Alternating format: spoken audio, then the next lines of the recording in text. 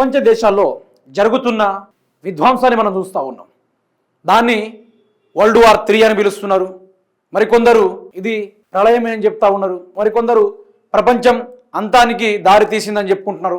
ఈరోజు క్షిపణి ఆయుధాలతోటి అదేవిధంగా మిసైల్స్ తోటి యుద్ధాలు జరుపుకొని దేశాలను మొత్తం సామ్రాజ్యాలను కూల్చే కార్యక్రమం దిశగా Iran, Israel, America, Russia, China, మిగతా కొన్ని దేశాలు కూడా, నాటో, ఇవన్నీ దేశాలు ఎంటర్ అయ్యి యుద్ధాలు చేస్తూ ఉన్నాయి. యుద్ధాలు చేస్తూ ఉంటే ఇరాన్ నుంచి కామినేని అనే ఓ సుప్రీం, ఇరాన్కి సంబంధించిన ఓ సుప్రీం కూడా మరణించడం కూడా జరిగింది. అతన్ని చంపేశారు. అయితే ఇప్పుడు ఒకరినొకరు చంపుకుంటా ఉన్నారు. దేశ విధ్వంసానికి దారి తీస్తూ ఉన్నారు.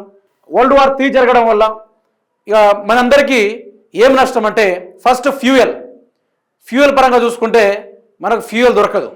ఈరోజు 100 రూపాయలు దొరికే ఫ్యూయల్ రేపటి రోజున అది 1000 రూపాయలు కూడా కావచ్చు, 500 కావచ్చు. ఒక లీటర్ వచ్చేసి ఆ తీరు కూడా అయ్యే అవకాశం ఉంది. తర్వాత ఫుడ్ విషయంలో కావచ్చు, ఫుడ్ కొరత ఏర్పడుతుంది. ఫుడ్ది కూడా హైక్ అయ్యే అవకాశం ఉంటుంది. దినసరి సరుకులు కావచ్చు, విద్యుత్ కావచ్చు, లేకుంటే భారతదేశం ప్రతి ఇతర వాణిజ్యాల నుంచి కానీ, లేకుంటే విదేశీ సరుకులపైన ఆధారపడి డిపెండ్ అయితే ఏది ఉన్నాయో ముడి చమురు గురించి కానీ దేని పరంగా కానీ ఇబ్బంది అవుతుంది. ఇన్ని యుద్ధాలు జరుగుతూ ఉన్నాయి. ఎందరో గొప్ప గొప్ప నాయకులు చనిపోతూ ఉన్నారు.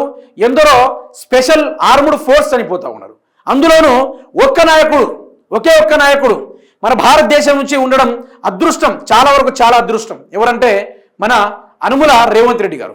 ఆయన ఇరాన్కి సపోర్ట్ చేయడానికి సిద్ధమయ్యారు. ఎంత గొప్పగా సిద్ధమయ్యారంటే మిత్రులారా, మీకే చూపెడతాను.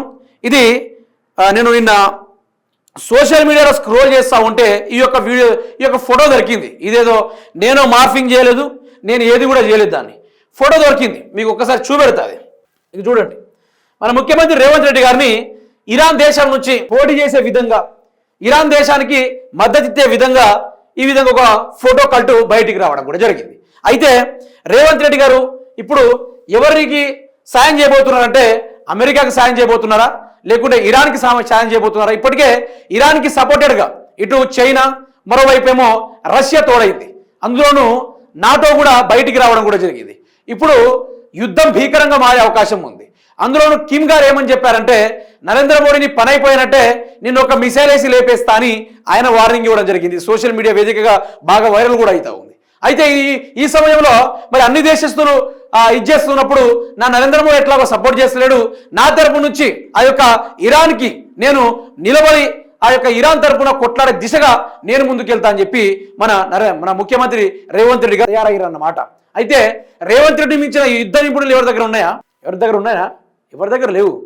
రేవంత్ రెడ్డి దగ్గర ఇప్పుడు డొనాల్డ్ ట్రంప్ దగ్గర మిసైల్ ఉండొచ్చు, క్షిపణులు ఉండొచ్చు, మిగతా ఏదైనా పెద్ద పెద్ద లాంచర్లు ఉండొచ్చు.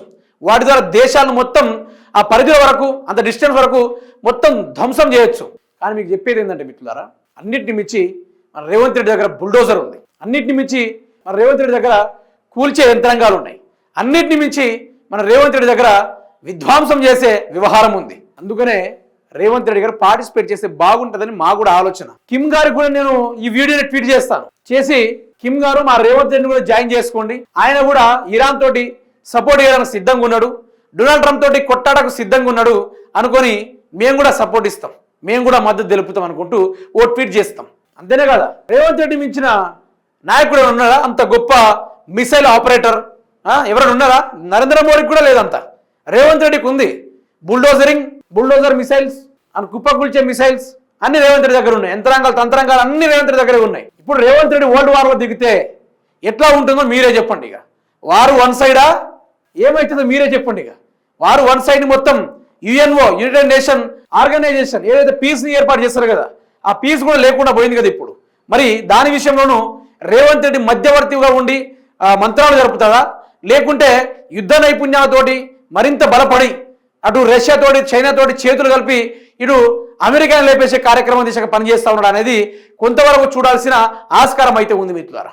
ఎందుకంటే మన దేశ నరేంద్ర మోడీ ఎట్లా సపోర్ట్ చేస్తాడు కదా, మరి భారతదేశం తరఫున భారతీయుడిగా, భారత బిడ్డగా ఈరోజు ముందుకు నడిచి ఈరోజు కొట్లాడాల్సిన అర్హత కూడా ఆయన దగ్గరే ఉంది. అందుకనే ఆ యొక్క ఫోటో చూడగానే నాకు అర్థమైంది దీని మీద ఎట్లా చేశారో ఒక వీడియో చేయాలని. ఎందుకంటే ఇంత గొప్ప విధ్వంసం జరుగుతూ ఉంటే, ఇంత పెద్ద పెద్ద మిసైల్స్ కానీ బాంబులు కానీ వేసుకుని వాళ్ళు చచ్చిపోతూ ఉంటే ఈ యొక్క ఇరాన్కి సంబంధం ఎవరు ఇప్పుడు చాలా వరకు ఎవరు సపోర్ట్ చేస్తలేరు. అందులో ఇరాన్కి సపోర్ట్గా మన భారతదేశం నుంచి తెలంగాణ ముఖ్యమంత్రిగా వెళ్ళడం చాలా గర్వకారణం, చాలా అతిపెద్ద గర్వకారణం ఇది.